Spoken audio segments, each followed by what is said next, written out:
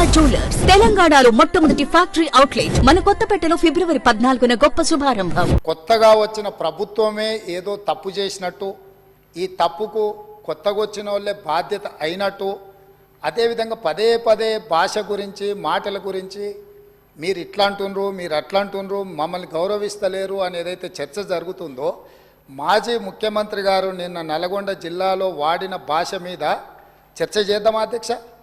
ఏం బీకనిక పోయినరా అని అడుగుతాడా అధ్యక్ష? మాజీ ముఖ్యమంత్రిగా 10 ఏళ్ళు పనిచేసి, కేంద్ర మంత్రిగా పనిచేసి, రాష్ట్ర మంత్రిగా పనిచేసి, శాసనసభ్యుడిగా పనిచేసి, పార్లమెంటుగా పనిచేసి, గొప్పలు చెప్పుకొని జబ్బలు జరుచుకునే ఉద్యమకారుని అనేట ఆయన ప్రధాన ప్రతిపక్ష పార్టీ హోదాలో ఉండి ఒక రాష్ట్ర ముఖ్యమంత్రిని పట్టుకొని ఏం బీకనిక పోయినావు అని అడిగితే, రా ఇప్పటికే ప్రజల్ని ప్యాంట్ ఊడబిక్కురు, ఉన్న అంగి చొక్కా కూడా ఊడబిక్తాం. ఇప్పటికే తెలంగాణ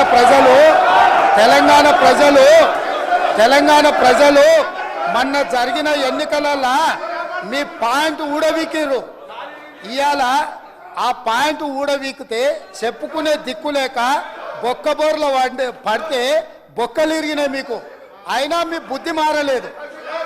ఒక ముఖ్యమంత్రిని పట్టుకొని ఏం బీకనిక పోయినావు అని అడుగుతారా అధ్యక్ష? ఇది పద్ధత?